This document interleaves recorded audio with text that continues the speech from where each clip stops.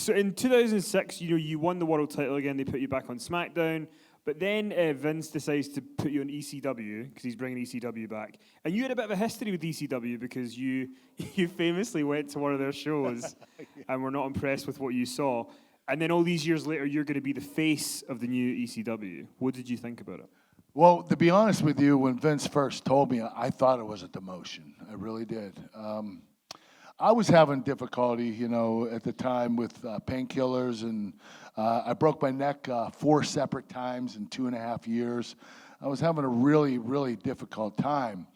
And Vince brings it up to me. He said, listen, I want to pull you aside. Come here. I want to talk to you about something. I have a new company that I want to start. And he said, it's ECW. I said, Vince, that's not a new company. He said, I know, but what I want to tell you is I want you to be the name and face. I said, okay, I'm not sure I'm that excited about this. He said, well, hold on, it gets worse. You're going to be in smaller arenas and make less money. I said, why the f*** would I want to do that? And he said, don't worry, I'll take care of you on the back end. And he did. But being in ECW, I felt like, I was being scolded, that Vince was trying to demote me or not really do a lot with me, and I felt really badly. And that was the straw that broke the camel's back. At that particular time, I wasn't happy in the company. I was working 300 dates a year. They wouldn't give me a part-time contract. I was really struggling, and I knew it was time for me to leave. And I left in 2006 and went to TNA. I mean, so how, you've worked with Vince for like 7 years at that point. How do you kind of break the news that it's going to happen, and how hard is it to kind of, say, I'm done, I'm not going to be here anymore? You mean, how did I quit? Yeah. You should have just said that. Hang on. It's a pre-tape, we can redo it. How did you quit? Okay, what did you say? How did you quit? Okay, how did I quit? All right, this isn't that funny, so don't laugh.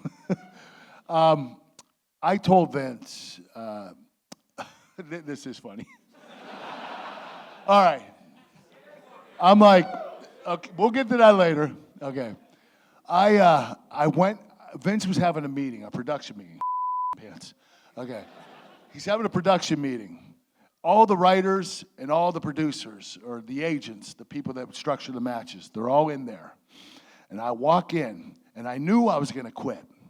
And I go in, and I just got injured the night before. I tore my hamstring, my groin muscle, and my ab muscle. And it was so bad that my balls were black, okay? And my dick, black, going all the way down my leg. So I walk in the meeting. I don't even give a f***. I walk up, and I pull my pants down to my ankles. I said, how about this, Vince? And the agents behind me are like, what the f***?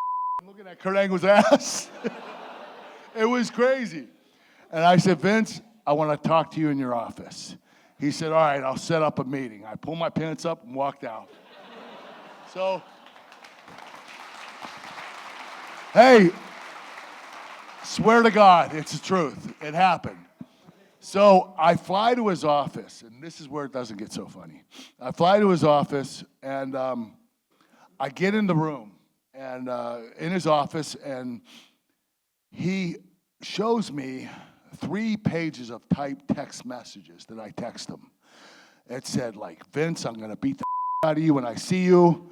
Vince, I'm going to kick your ass when I see you. And I'm reading, I'm going, I don't remember saying any of this stuff. I don't remember texting Vince. That's because I was on painkillers, and I was high, and I was texting him while I was high. So Vince is showing me this, and I'm like, holy I don't even know what to say now. I'm like dumbfounded. And he gets up and says, you want to beat my ass? Let's go right now. I'm like, holy my boss wants to fight me. And he's right next to me. And I'm like, oh my God, I can't believe this is happening. And it's a really uncomfortable situation. And I leave the room. And I'm outside, and I start crying. And I'm like, I don't know what to do. Because at this particular time, Vince had no plans of releasing me. He wanted to keep me.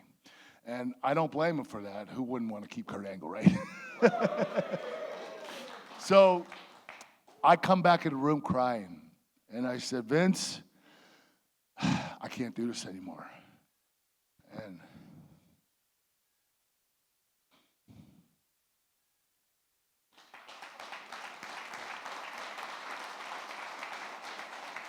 gets me every time.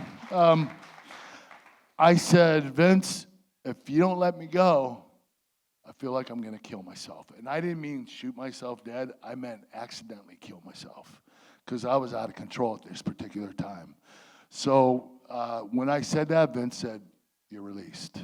I'll let you go. He said, come back in 6 months, take a break. I'll give you the same contract. Don't worry about it. And I left and I went straight to TNA. It was the only option for me. How could you not believe in Steve Austin? How could you not believe in Mick Foley? How could you not believe in Tommy Dreamer? How could you not believe in Taz? How could you not believe in the Public Enemy? How could you not believe in Joey Styles? How could you not believe that the Sandman can captivate an audience simply by standing in the middle of a crowd while his music is playing and the audience is singing his song and he's smashing a beer can into his head and bleeding before the match ever even begins? And he's willing to do that for you, to make you go home and say, hey man, did you go to the ECW show?